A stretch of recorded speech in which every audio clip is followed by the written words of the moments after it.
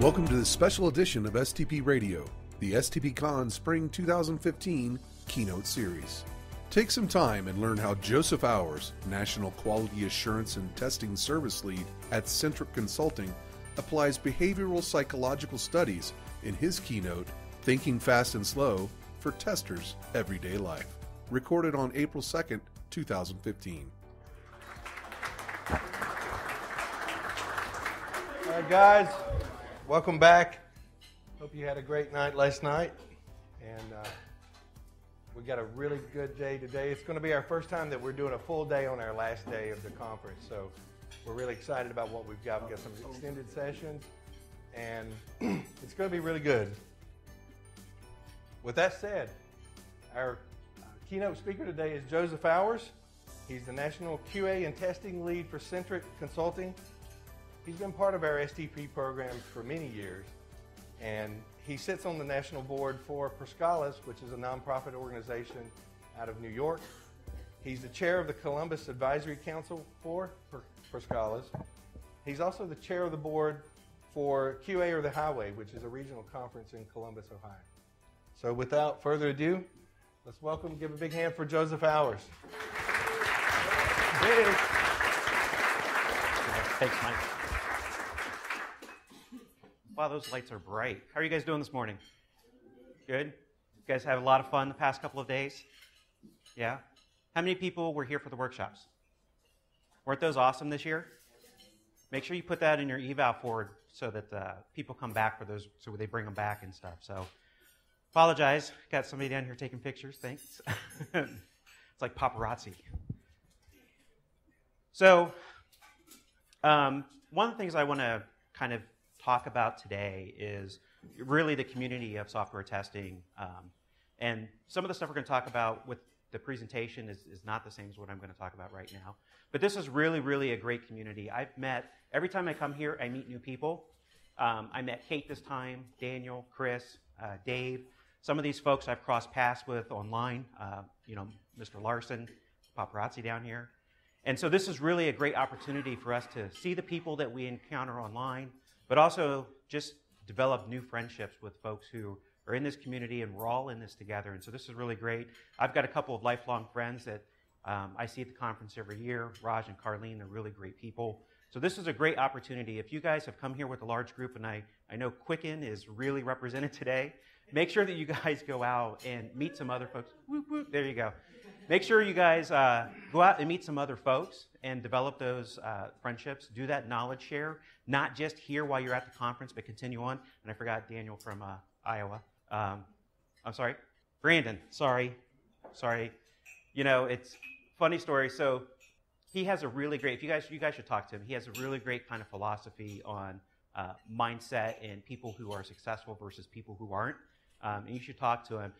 He kind of threw me way off guard because he came up to me and he's wearing flip-flops, and I'm not trying to call you out. He's wearing flip-flops. I'm like, yeah, this guy's from California. I'm like, where are you from? Iowa. Really? So, great people. Hope to strike up a long-term friendship with you, and this is really a great conference for that. This is my contact information. Mike introduced me pretty well, so other than being in the industry for almost half my life, it's about all I'll reveal about my age. You guys can read about me online, so we don't really need to go into that.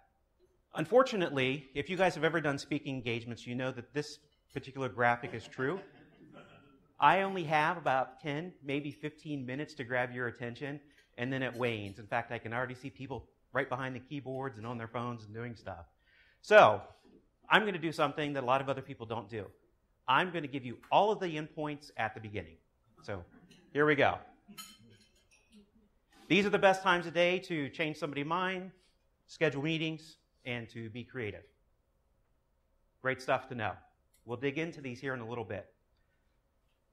You should follow the 90-34-5 rule, which is a rule I made up. I'm going to claim ownership of it, but we're going to have a lot of fun with it. You should learn to leverage silence, and you should never discourage people. All right. So that's the end. So if you want to leave, you can do so. Perfect, right? All right, so we might do some bonus material if people haven't done this before. If too many people are aware of this, I won't bore everybody with it. Does anybody remember me doing this presentation? Some of you have seen a variation of this before. Oh, good, then we could do this. Here's what I want everybody to do, because we're going to have some fun. Everyone get a piece of paper and a writing utensil.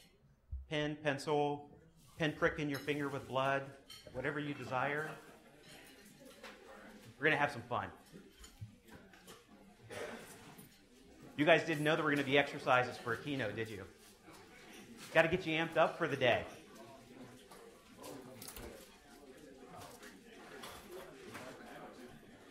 Come on, you guys can do it. Oh, you're ready. Good. Perfect. Yeah, you're good. Nice. Nice. There will be plenty. Uh-oh. I'm in trouble. Beware of people with access to social media. All right. Everybody ready? Raise your hand real quick just so I can see how we're doing in the room. All right. We got enough people ready. The rest of you follow on. First exercise that we're going to do. Very, very simple. I want you to write the alphabet down.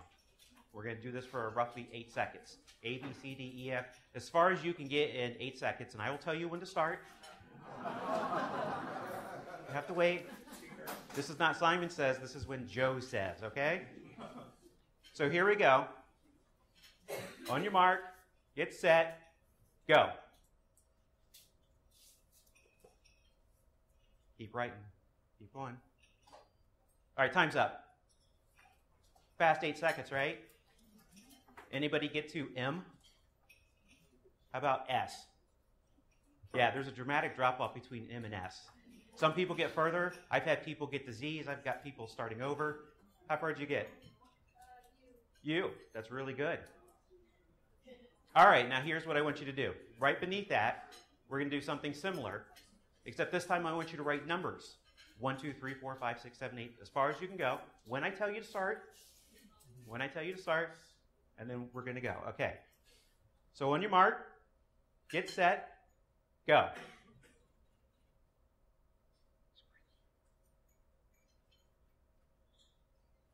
Time's up. 15, 20. Every time I can call it 15 and 20. So those are for some pretty simple tasks. You got 30, but you typed. Somebody over here is typing like 120 characters a minute here, or a second. There you go. Very, very, very creative. All right. So now I want you to flip your piece of paper over. Go to a new document on your computer if you're doing it electronically. This is the final part of the exercise. All right. So now it gets a little complicated. But I'm sure you guys can handle it because you're in the testing community, and we only have great, smart people in the community. So now I want you to alternate. A1, B2, C3, D4. All right? You guys understand? So when I tell you to go, we'll start. On your mark, get set, go.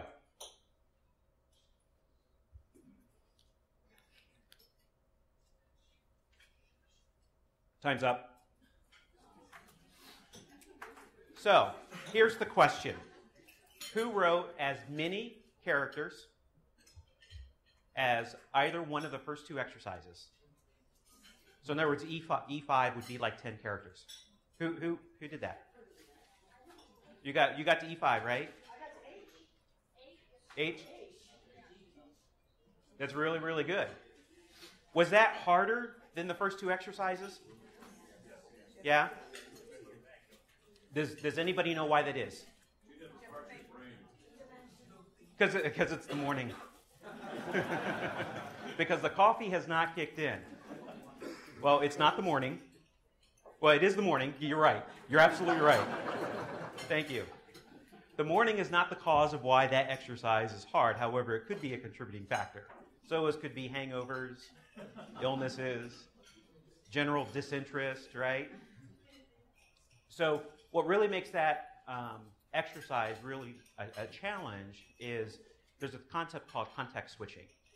And so when your brain has to switch from doing one thing to another, there's a time basically where it has to spin its resources down and spin it back up on the other thing. That's very, very fast because you were all able to do something, right? But there's a productivity hit when you have to do this context switching. And so this is one of the things they talk about in Daniel Kahneman's book, Thinking Fast and Slow. and this is the bonus material here, but I really kind of pointed out because it really talks about the myth of multitasking. Have people heard of that phrase? The myth of multitasking? So this is a great example that you can take back to your workplace, right? It's a simple 8-second, easy instructions, right? It's not like a knock-knock joke that you have to try and remember. This is actually easy to remember. You can take this back to your workplace, and you can talk to your teams about multitasking and how that actually impacts productivity. In fact, researchers have found that you could, depending on the circumstance and depending on lots of factors, you could lose as much as 40% of your productivity by doing this context switching. So if you're working on multiple projects at the same time, every time you move from one task on one to another task on another, you're going to take a productivity hit. You're not going to be as productive if you separated your duties throughout your day. So give that some thought and how you can take that back to your environment and say, you know what, I'm only going to do this project in the morning or maybe this one in the afternoon. And I realize not everybody has that kind of control over their schedule, their day, but something to consider, and this is a great example for that. The other thing, and what's the really fun part about this is a typical IQ chart, right? And I got this fancy laser, thanks Rick for this. But most of us are probably in this upper range, at least 100 IQ, I hope and I believe, because we're in this community, right? But we work with people who aren't. But what's really interesting about this,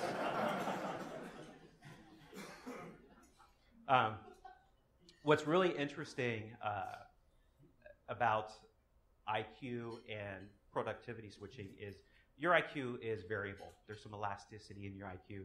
You can take an IQ test many, many times and get some different scores, and they will vary. So what some researchers did is they had folks take a standard IQ test, and they had a control group. So they did this in a scientific way. They then had another group of people take an IQ test, but they interrupted the IQ test by having them answer emails. Now, these emails were simply to respond to somebody saying hello. It wasn't mentally taxing. It wasn't all that distracting in terms of they didn't have to put any thought into responding to the email. They were told what to respond with and just the fact that they were interrupting the test and going over. And what the researchers found is that people's IQ as a score in the group dropped by about 10 points simply by checking email.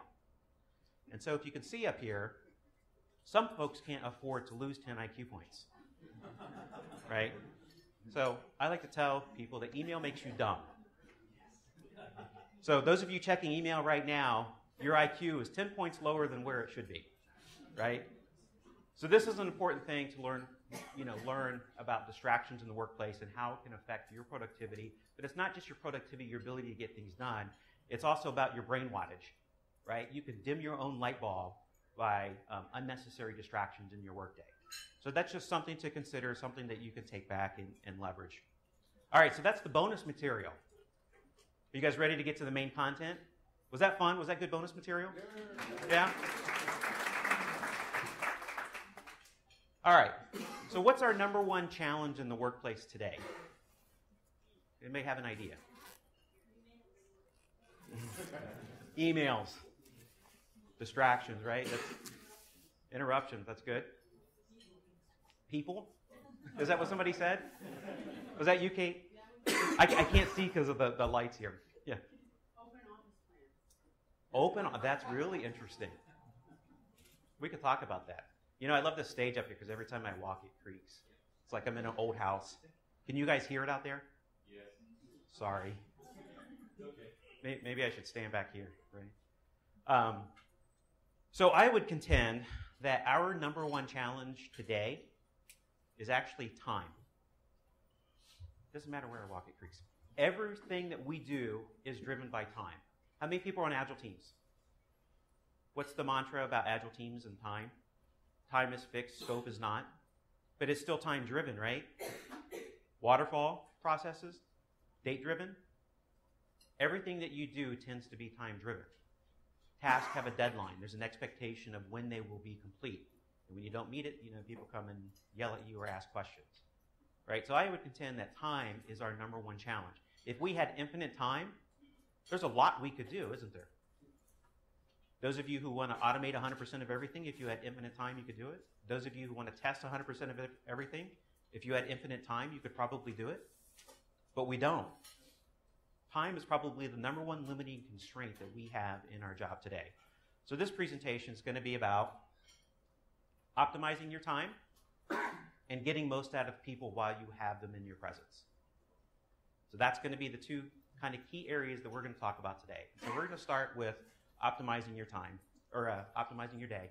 And we're going to start by figuring out when the best time of day to change somebody's mind is. Does anybody realize that there's a best time of day to engage somebody to get them to change their opinion? One person. Awesome. Two people.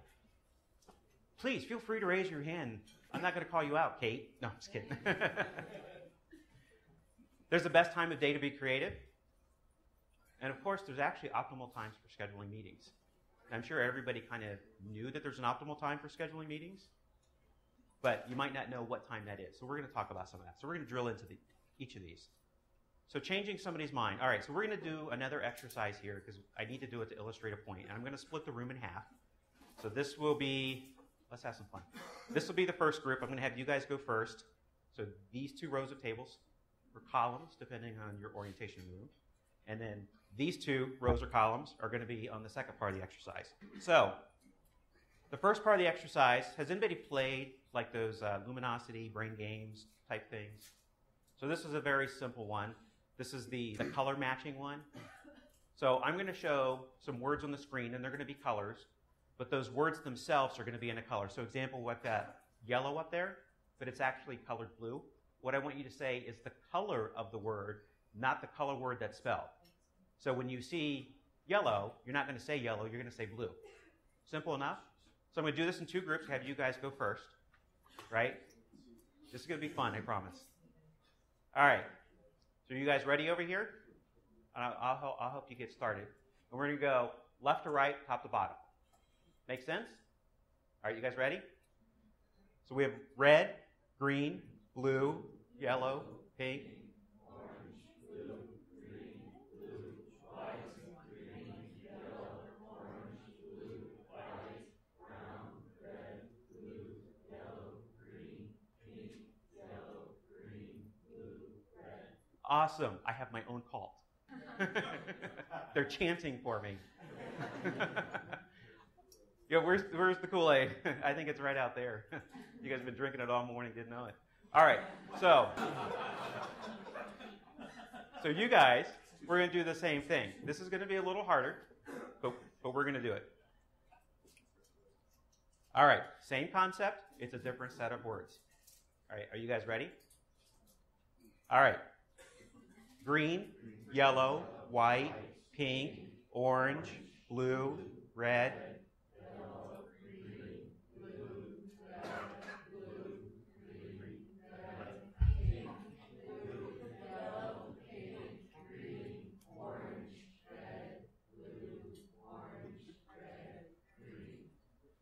Perfect. Well, almost perfect. A lot slower, right? It almost, I've actually done this before, and the room almost grinds to a halt. It's like the cassette player with dying batteries. They're like red, blue. It's really funny.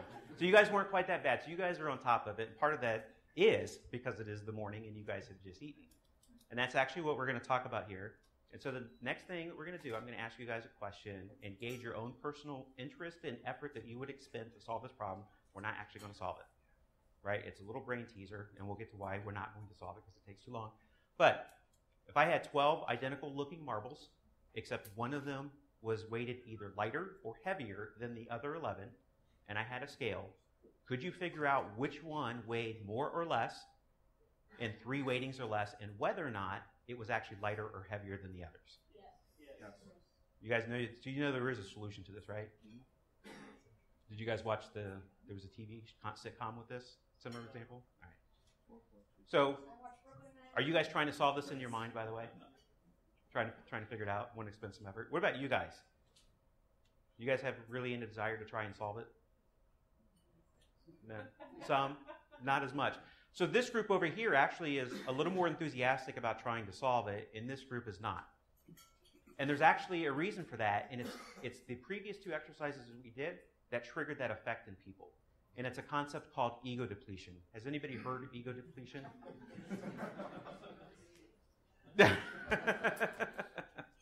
I'm happily married. Stop hitting on me, please.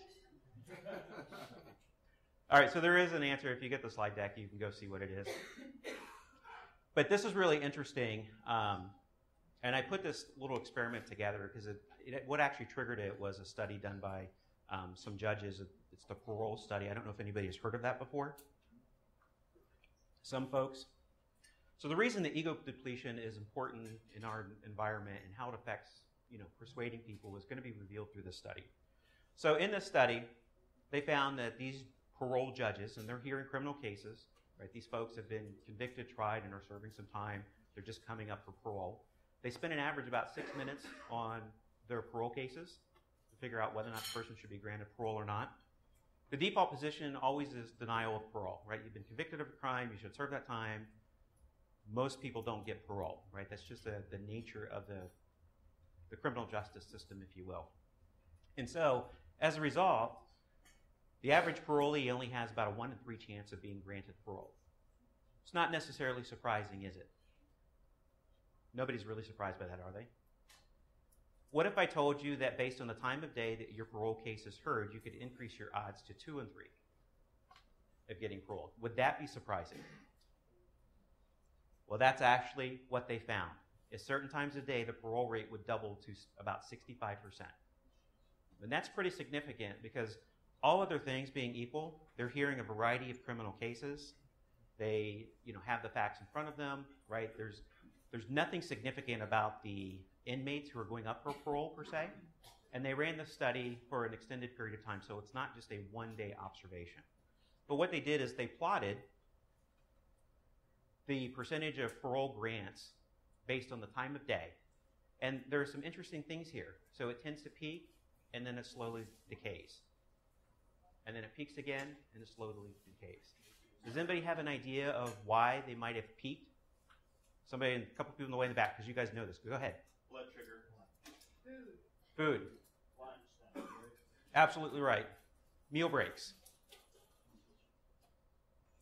Meal breaks was the key triggering factor that caused people to change their default position, if you will. So when you're trying to talk to somebody about changing their opinion about a topic, the worst time to talk to them is effectively when they're hungry. Their blood glucose levels are lower than normal. They're probably fatigued from focusing on other activities throughout the day. So that's the worst time to engage somebody if you need them to change their mind. Right? But if you want to have the best chance of getting them to change their mind, get them right after they've had a meal. And you have roughly about 90 minutes window to take advantage of that. And that's kind of denoted by those declines. Now, there are some other breaks in here, right? There's a spike, there's a drop, there's some spikes, but the general trend is a downward trend. And so we'll talk about some of this a little later because it'll go into one of the other sections. But simply by eating and having your case heard shortly after somebody has eaten, you doubled your chances of being granted parole, everything else being equal.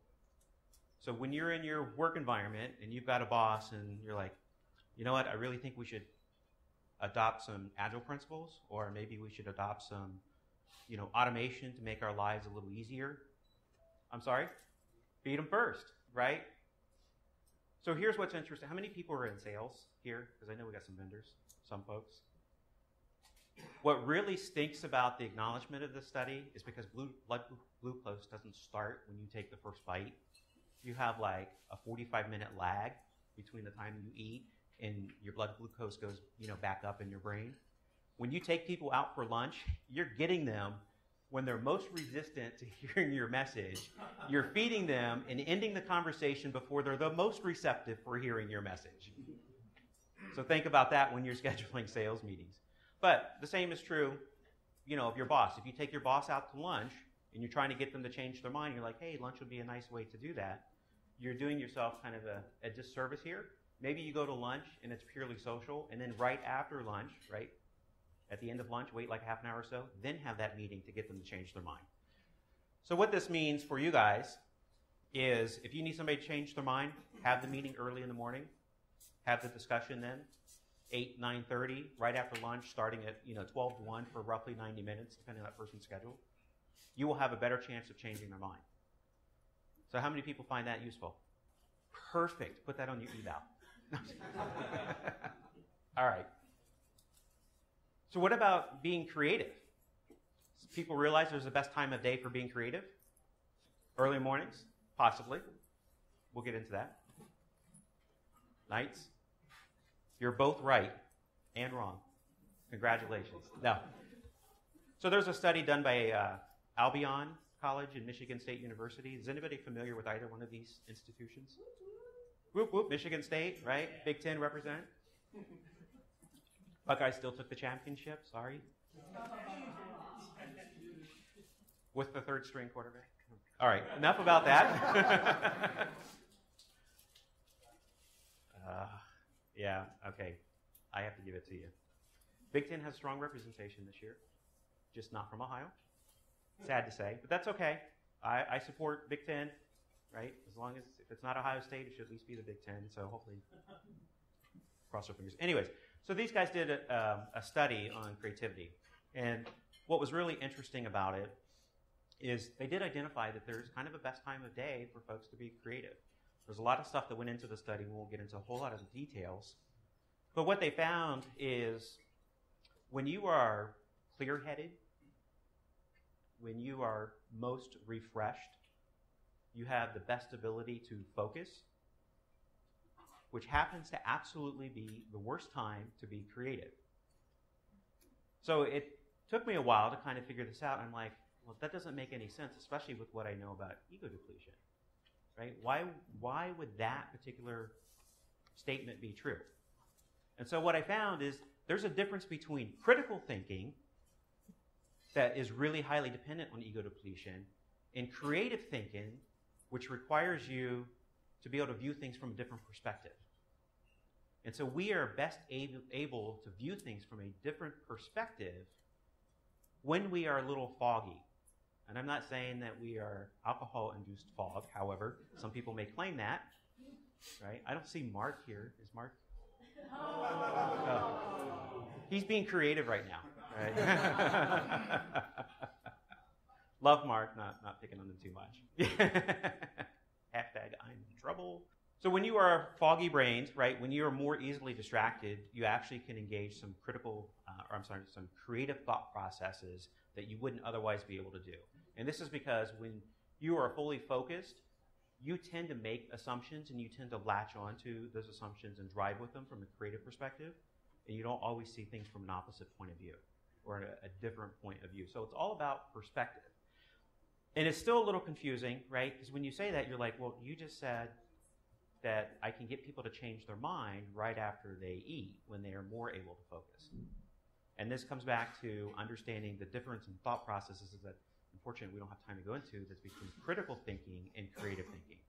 Creative thinking is about allowing lots of different inputs to permeate your thoughts and be willing to at least acknowledge their existence, whether or not you actually are willing to follow them. And that's different. The other thing is when you're being creative, you're not necessarily changing your default belief system, but when you're doing critical thinking and you're trying to convince others, when they have to do some critical thinking to change their default belief systems, you need to take advantage of their ego being fully powered up. You were going to ask a question. There could be some of that. I'd have to look into it. Possibly. Except for people who are left-handed, does that mean it's opposite? Yeah. So there's a lot of stuff that you could look into this. But, so what this really means for us is depending on whether or not you're a night owl or a day person, go ahead, Smithy. Michael wants to chime in, so we're going to make this. I'm Phil Donovan. Go ahead.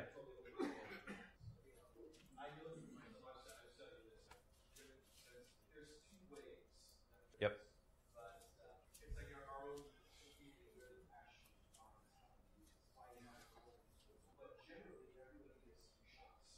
Mm-hmm.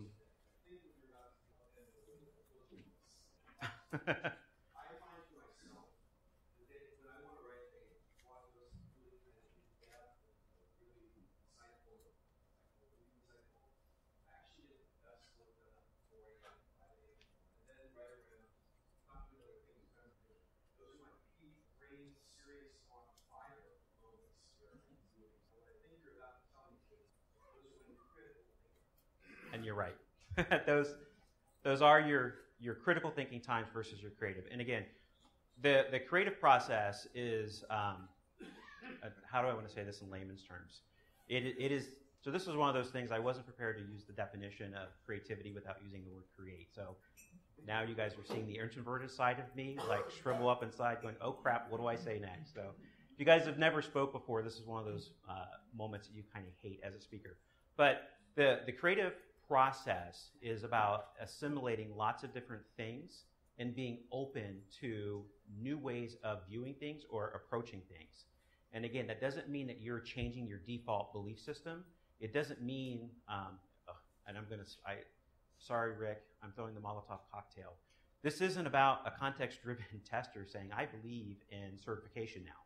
Or a certification person believing, I don't believe in certification, I don't believe in context-driven. Right? That's part of your belief system.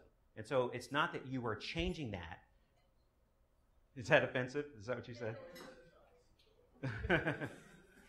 So your creative processes aren't going to change your belief system, but your critical thinking process could. And so that's one of the key differences.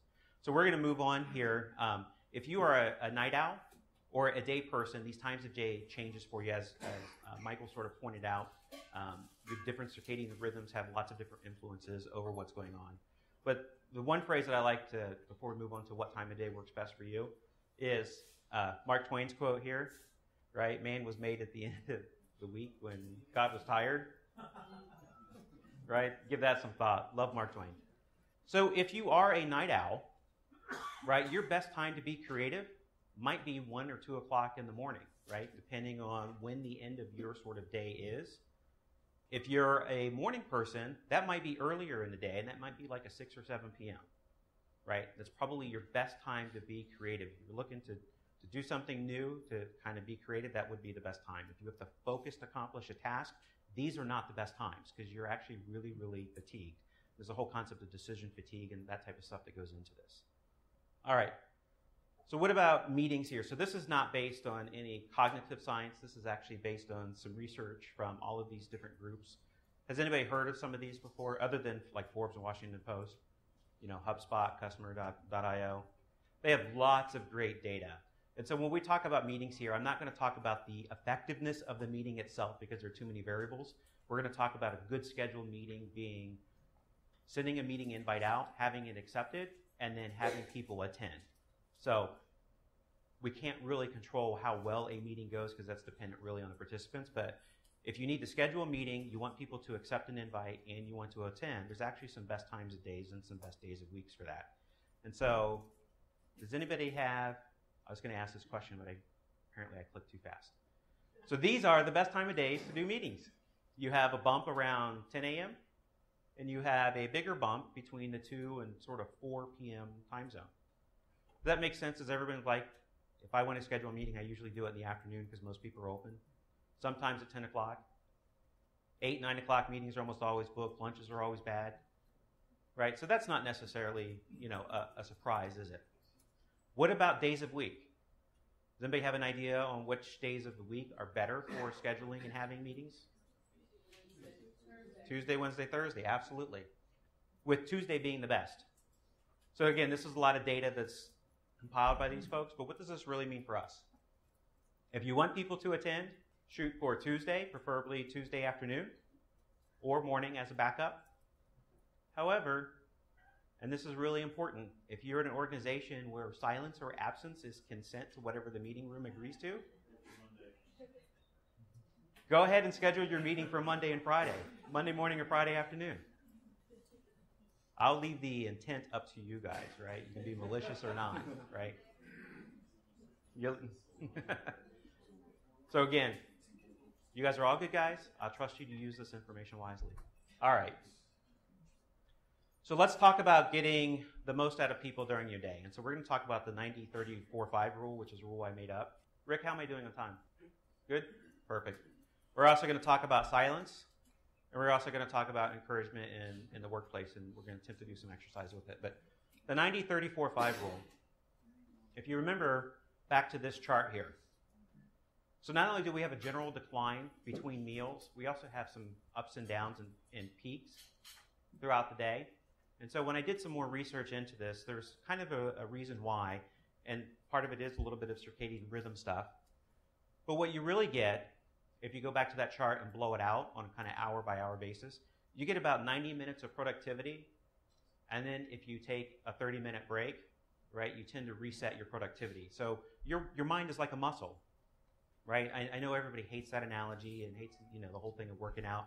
So I'm not talking about training your mind to run a marathon, but what we are talking about is most people really don't have the ability to focus intensely for longer than 90 minutes without needing some sort of break. Their productivity declines, their accuracy declines, everything just kind of goes to hell in a handbasket, if you will.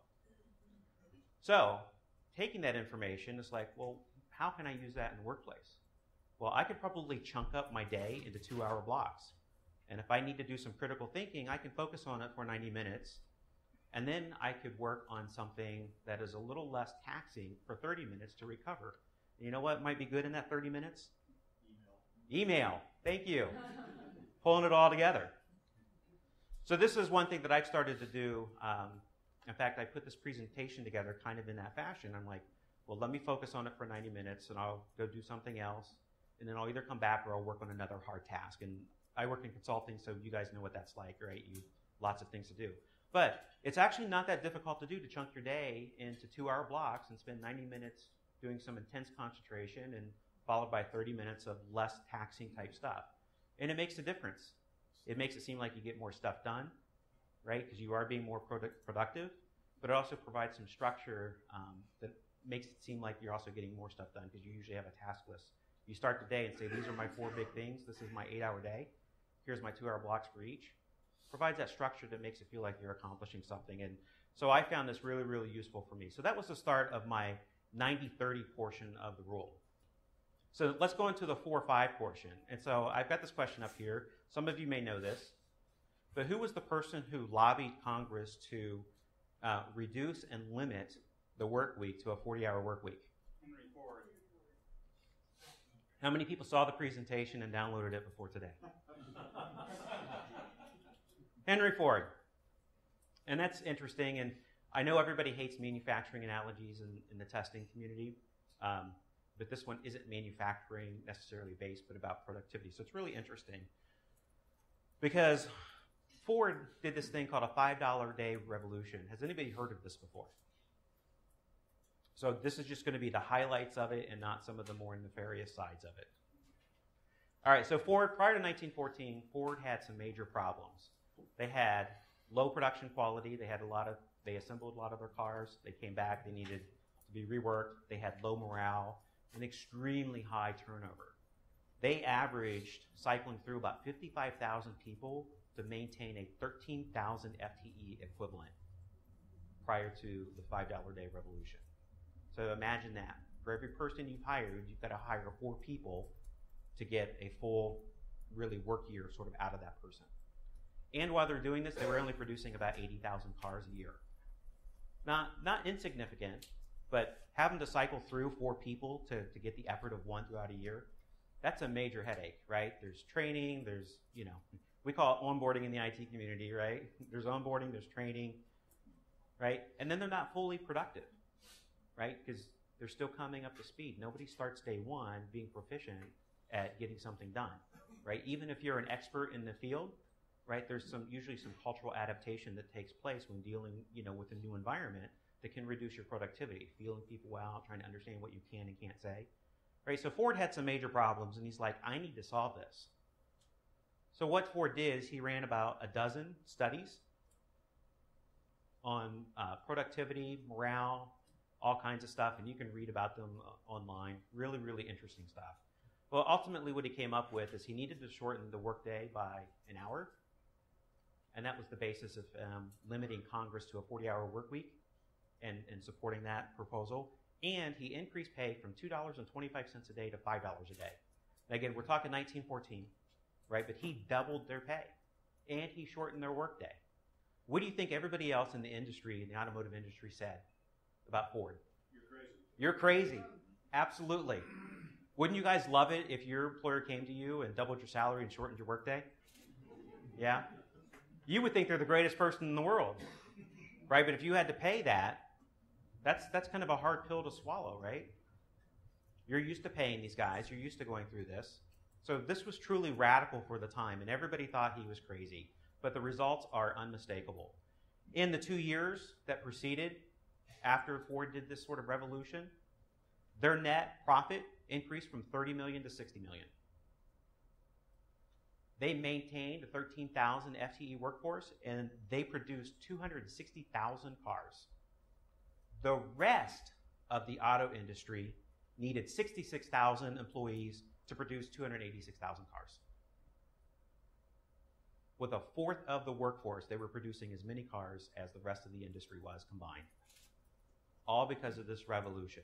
And it was all predicated, and yes, we won't get into the issues of, paying people well tends to keep them around. But reducing their workforce, this is what I was really interested, or the work week, this is what I was sort of interested in.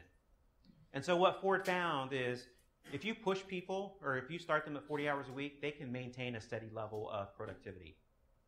You can push people to a higher level of productivity, and you will get a bump in productivity for a few weeks. And then with that same level of effort, still plugging away at 60 hours a week, their overall productivity declines. And this happens in weeks. This isn't like this occurs in months. The productivity decline happens within weeks. So Ford really did kind of stumble on that, hey, this 40-hour sort of thing is kind of a magical number. So because we don't like to use manufacturing industries to represent software, right, because developing software and testing software is an inherently creative process, right, we do have some analogies and we have some studies. So Clinton Keith, who's a CTO of High Moon Studio, which is a gaming studio, following agile processes, they had their own internal study, and they presented this at a conference, and they found that if they did 40 hours a week, and they could maintain a certain level of velocity of getting work done, but when they forced their folks into overtime, they did get a bump. They were producing more stories during that period of time, but it was only a matter of weeks before that productivity declined. So it's not just the manufacturing industry which this magical 40-hour-a-week sort of thing applies. It's also the IT industry. And so that's something that we should really take to heart, especially if we're managers of people, or we're working a lot of overtime. There's a lot of studies out there that support that forcing people to work overtime for just a matter of weeks will cause an overall productivity decline. And that's something that you can take back and address with folks. So this is the basis of the 90-30-4-5 rule, which you can now imagine is 90 minutes of intense thinking, followed by 30 minutes of kind of less taxing mental activity. Doing that 4 times a day, that's your 8-hour day. Doing that 5 days a week, that's your 40-hour week. So it all fits rather nicely, which is why I coined the term 90-30-4-5. Does anybody find that useful? Some, not so much. People are like, I don't have that kind of control over my work, right?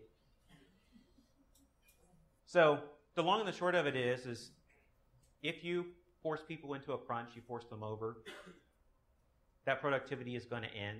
Their productivity is going to decline. And it usually takes longer to recover the productivity than the bump that you get in productivity for a short period of time. So just remember that if you're a manager in your team and they're asking for a lot of overtime, this is going to happen, right? And this might be a great opportunity to start talking about, additional staff to accomplish or changes in the way things are structured so that your projects can accommodate a more reasonable sort of work schedule. So keep that in mind. If you can't control the 40-hour portion, right, at least try and control the 90-30 portion, because that'll also help you if you go all the way back to the context switching. If you're just focusing on one thing for a 2-hour block, right, and then focusing on something else, you'll minimize the productivity hit. All right, just what I said. 90 minutes of work, 30 minutes of less taxing work. There were other studies, I do want to point this out, there were other studies that focused on alternate ways of doing overtime, such as working overtime one week and then not the next, and then working overtime the following week. And what they found is there was effectively no change in the productivity hit, right? Doing overtime every other week just meant it took 6 weeks to reach that point of declining productivity as opposed to 3. So you just can't avoid the productivity hit when you force people to burn more than 40 hours a week at work. All right, silence. How many people have experienced silence in a conversation? Was that with your spouse or at work? Yes. Yes, right? Somebody said yes. Have you guys ever invoked somebody's silence? Or were you the silent one? So how many people have evoked silence in somebody else? How many have been silent when somebody has said something to them? More people? Very good. So I did have a kind of a corny example of it. You know, I won't insult you guys. But when you're talking to somebody and they're silent after you say something, what's your first reaction? Let's see some hands. Yeah.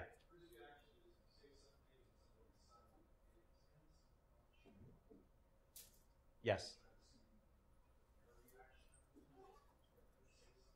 Yes.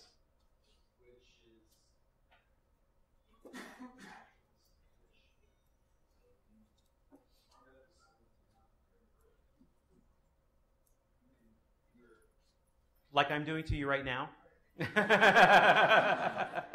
I'll let you off the hook. He's absolutely right. In fact, I have seen people who are trying to make a passionate point when I've been silent. They've undid their own point in trying to convince me of their point simply by being silent. Anybody else? Disagreement? Absolutely. Anyone else? Lots of different. Go ahead. Ignoring them, like maybe they're ignoring you, or not understanding. Not understanding or rejecting their idea. You had. So there's lots of different reasons, right? I don't agree with you as one interpretation. I'm lost. I'm mad. I'm not listening. I'm waiting to act, right? I can't put my thoughts into words. How many people in here are self-described introverts? This probably really applies to you, right? You like to think things over before you say anything. You tend to probably be more silent in conversations than other folks. I'm thinking, right, is another one for introverts. What's interesting is that little awkward pause in a conversation can have so many different meanings. And oftentimes, we don't actually know what it means, right? Unless we're the one being silent, then we know exactly what it means, right? Or it's from our spouse, then it's number one, right? So, silence is very, very powerful. It's a very powerful communication tool. And when you're in the middle of a passionate sort of conversation, that's one of the best times to leverage silence. But there's a way to do it. Most of the time when we encounter silence, it's a natural thing that occurs, right? And there is some hidden intent in here. One of the reasons that we are silent is because we don't want to reveal our intent. We don't want to tell people that we're mad, right? Because we don't want to make things worse, or we don't want to tell them that we're thinking because we don't want to appear dumb, or, you know, if you're lost, you don't want to admit that either you weren't paying attention or you're truly confused, right? We don't like to reveal our intentions here because usually it's some sort of judgment that comes back on us. So we just use the silence and let it be. And we let it sit there like a bomb, right? William Shatner is great at what they call the pregnant pause, right? It's not the same thing. So you can leverage silence in conversation if you start thinking about, you know what? I can convey something separate without having to say any words.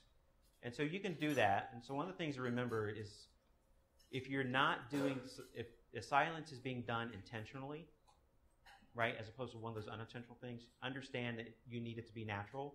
If I just started saying something and then I was just dead silent, you guys would be like, what the hell? What you're doing makes no sense whatsoever, right? So remember that. You need to be natural with the way you leverage it. And I'm speeding this up a little bit because I'm running a little long on time. It does give yourself a chance to think, and you should always cherish that, right? Just because somebody says something doesn't mean you need to rebut it.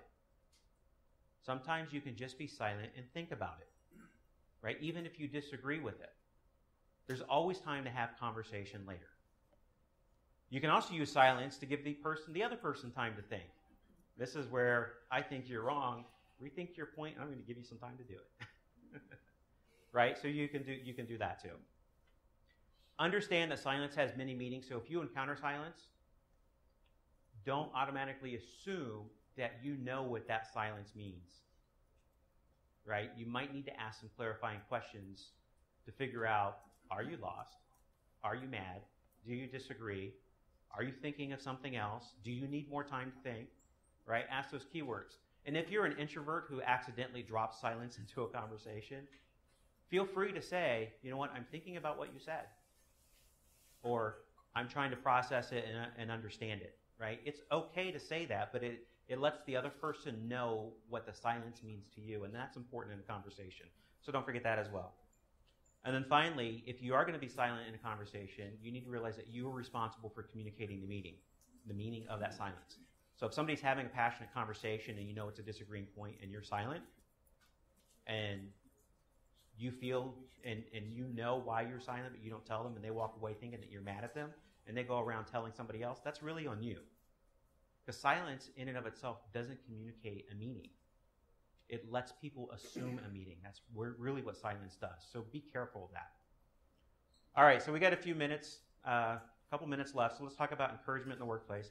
How many people have heard, one rotten apple spoils the bunch? That old adage. Well, there's a really interesting video done by Brain Games. I forget who it is. Anyway, there's a guy who does, it's not Mike Rowe, it's another guy who does some of those Discovery type channels and does voiceovers and narration. But they have these guys, they have people there sitting there with a little kid's toy that has the shapes that you put in, you push it down, you turn a timer, try and put the shapes in before it all pops up. And in one section of the video, he's got the guy standing over their back, telling them, you're doing great, you've got plenty of time, things are going really well for you. And then that section of the video, he's like, oh, you're never going to get it. That was totally the wrong move. Right? So what was interesting about that, and we'll run through some slides if we have some seconds here to kind of illustrate this point, but what was really interesting about that is the folks who received the positive encouragement did far better than the folks who had the negative encouragement.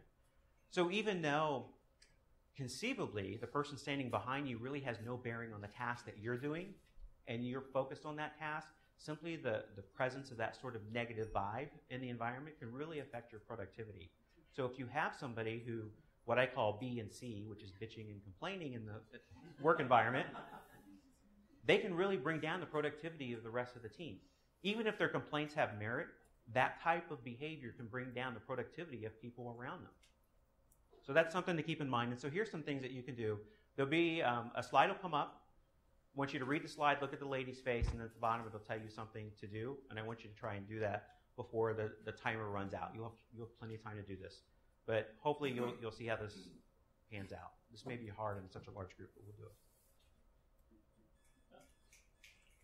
it. Not too hard, right?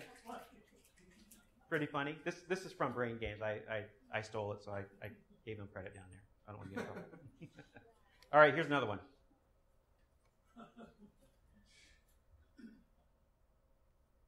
All right, anybody know how many vowels there are? Still counting? 27? I counted 26, not including Y.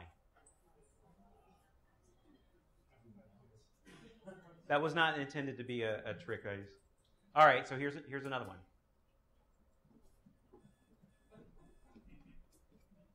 All right, pretty easy, right? All right, so here's the next one.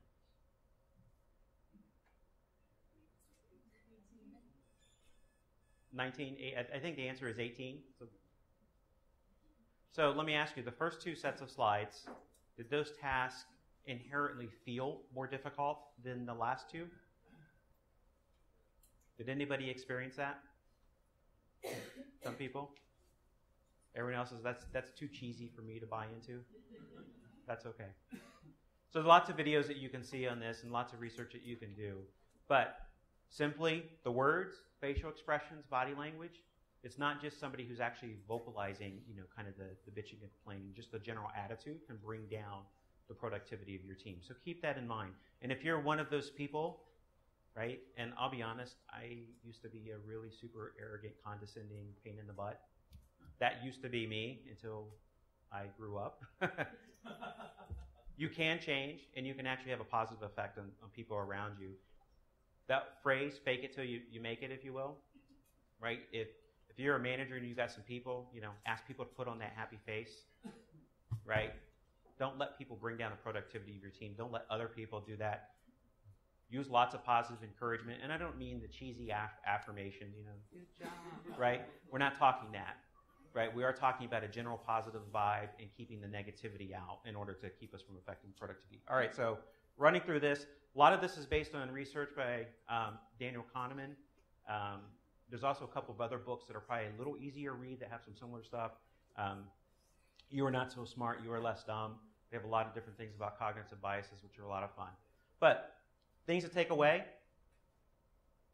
When you want to change somebody's mind, right, first thing in the morning, first thing, after lunch, you have about a 90-minute window. If you want to be creative, depending if you're a night owl or kind of a morning lark or day lark, right, 6 to 7 in the evening, maybe 1 or 2 in the morning, you have to figure out that time for yourself. Scheduling meetings between 2 and 4 in the afternoon. On Tuesdays, yes, thank you, Tuesday, Wednesday, Thursday. Unless you're doing silent by consent, right, then you could do Monday and Friday. Adopt the 90-30-4-5 rule when you can. It'll help your productivity. It'll help your entire team, right? Block off some time. Focus, no more than 90 minutes. This is why in session-based test management, they talk about don't do a session for longer than 90 minutes. I don't know if it was intentional or not, but this falls right in line with that, right? That intense critical thinking, you need some time to recover afterwards. Limit your work week. Leverage silence in conversations. Understand it has many meanings. Use that power carefully. And then finally, don't discourage in your work environment. Have some positive encouragement. And thank you, everybody. Any questions?